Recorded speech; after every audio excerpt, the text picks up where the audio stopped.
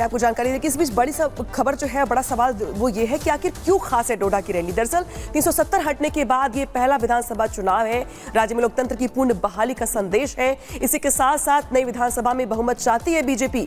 Brand Modi का विधानसभा चुनाव में प्रयोग घाटी के अलगाववादियों को कड़ा संदेश देने का प्रयास है और चुनावी रैली के जरिए पाकिस्तान को नसीहत भी है। अब आंकड़े दरअसल बताते हैं आपको कि किस तरीके से यहाँ पर जो आंकड़े हैं वो बताने के लिए काफी कि विधानसभा के चुनाव इतने महत्वपूर्ण क्यों है। दरअसल पीडीपी की जब हम बात करते हैं तो यहाँ पर पीडीपी के खाते में फिलहाल जो है वो 28 सीटें हैं, बीजेपी 25 सीटों पर, एनसी यहाँ पर जब बात करते हैं तो 15 सीटें, कांग्रेस 12, जेकेपीसी 2, सीपीएम के 1, यहाँ पे बाकी जो अदर्स है वहाँ पे इनका खाता भी नहीं खुला है। तो कुल 87 सीटें हैं यहाँ पे, जिसको लेकर के यहाँ पे जो तमाम पॉलिटिकल पार्टीज है, चाहे महबूबा मुफ्ती हो, चाहे बीजेपी हो, चाहे कांग्रेस हो, तमाम पॉलिटिकल पार्टीज अपनी अपनी ओर से पूरी ताकत झोंक रही हैं। लेकिन जब हम बात करते हैं यहाँ पे नतीजों की, तो जो नतीजे हैं वो यहाँ पे आएंगे 4 अक्टूबर को। हालांकि अलग अलग चरणों में यहाँ पर वोटिंग होगी और हर चरण के साथ यहाँ पे जो तस्वीर है चुनाव को लेकर वो साफ हो जाएगी। ऐसे में प्रधानमंत्री मोदी यहाँ पर हुंकार भरने वाले हैं। आज कुछ देर के बाद डोडा पहुंचेंगे पीएम मोदी, जहां पर वो पीएम मोदी लोगों को संबोधित करेंगे। यानी कि देखना ये होगा कि प्रधानमंत्री मोदी की हुंकार के बाद घाटी में कितना माहौल बदलता है, कम से कम यहाँ पर चुनाव को लेकर के। हालांकि देखिए, अब बताते हैं आपको कि पहले चरण में जहां पर वोटिंग होनी है ये भी जाना आपके लिए बहुत जरूरी है। फर्स्ट फेज की जब हम रण की बात करते हैं तो पहले चरण का जो संग्राम है, कहां का मतदान है, जरा जान लीजिए आपके। हम जब बात कर रहे हैं यहाँ पे तो देखिए डीएचपुरा के कोकरनाग में, इंद्रवाल, डोडा पश्चिम और कुलगाम में यहाँ पर वोटिंग होने वाली है। इसके अलावा कुलगाम की जब हम बात करते हैं तो यहाँ पे अनंतनाग पश्चिम, किश्तवाड़, रामबन और राजपुरा। देवसर में जब हम बात कर रहे हैं यहाँ पर तो बिडबेहरा, पाडर, बनिहाल और जैनपुरा। दोरू की जब हम बात करते हैं यहाँ पे अनंतनाग है, पूर्व जो उसका पूर्व का इलाका है, भद्रवा है, पंपोर और शोपिया, पहलगाम, डोडा और त्राल। ये फर्स्ट फेज की वोटिंग के दौरान यहाँ पे इन सीटों पर यहाँ पर वोटिंग होने वाली है। यानी कि फर्स्ट फेज की वोटिंग जो है यहाँ पर ये बहुत महत्वपूर्ण होने वाली है। और शायद यही वजह है कि जब पीएम मोदी आज हुंकार भरने वाले हैं तो डोडा के कई इलाकों पर इसका असर पड़ने वाला है। रामबन से लेकर के तमाम जो इसके आसपास के लगे हुए इलाके हैं, यहाँ पर पीएम मोदी की पहली रैली का असर पड़ने वाला है। लिहाजा आज पीएम मोदी की हुंकार और पीएम मोदी का रैली में संबोधन कई मायनों में खास हो जाता है, क्योंकि इन सीटों पर यहाँ पर फर्स्ट फेज में वोटिंग होगी। और फर्स्ट फेज की वोटिंग के साथ साथ जब हम बात करते थे तो जो नतीजे होंगे 4 अक्टूबर को जो आने वाले हैं वो बदल देंगे घाटी की किस्मत, घाटी की तस्वीर और विकास को लेकर के बीजेपी की जो रूपरेखा है उसको भी लेकर यहाँ पे तस्वीर साफ हो जाएगी। सीधे रुख करते हैं शिखा का।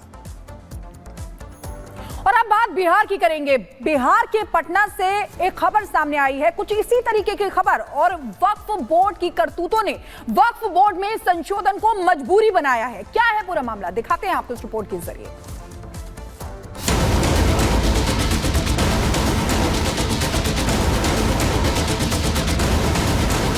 देश में जितना स्टेट वक्फ बोर्ड है सब माफिया लोगों ने कब्जा कर लिया है। वक्फ बोर्ड में सुधार और बिल के जरिए संशोधन क्यों जरूरी है, ये एक ऐसे उदाहरण से आपको समझाएंगे जो आपके होश उड़ा देगा। मोदी के सांसद ने खुद इसका पुख्ता सबूत दिया है, क्योंकि बिहार के एक गांव पर वक्फ ने दावा ठोककर बवाल मचा दिया है। गांव वाले हैरान हैं और गुस्से में भी। 50 साल से रह रहे हैं।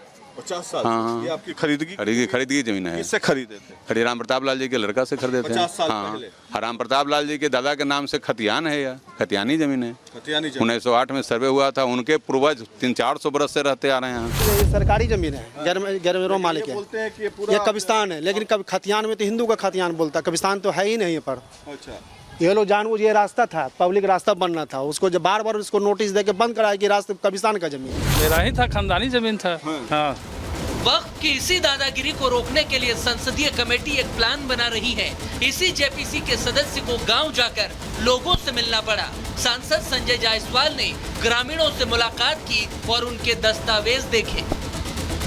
वहाँ पर यह नोटिस टंगा हुआ है कि आप जमीन खाली करें, जबकि डिस्ट्रिक्ट मजिस्ट्रेट ने अपना वह नोटिस वापस ले लिया और यह बताता है कि वहाँ का जो मुतवली है वह किस सीमा तक कानून की बात नहीं मानता है। हाईकोर्ट ने स्टे लगा दिया है। उस आदमी ने सबसे पहले जितनी भी वहाँ की सरकारी ज़मीन थी सबों को अपने नाम पे करवाया। उसका सबूत मेरे पास है। 2021 में लोगों ने ऐतराज़ किया कि आप सड़क की ज़मीन और कुएं की ज़मीन आपके नाम पे कैसे, तो उन्होंने ये सारी संपत्तियाँ वक्फ की घोषित कर दी।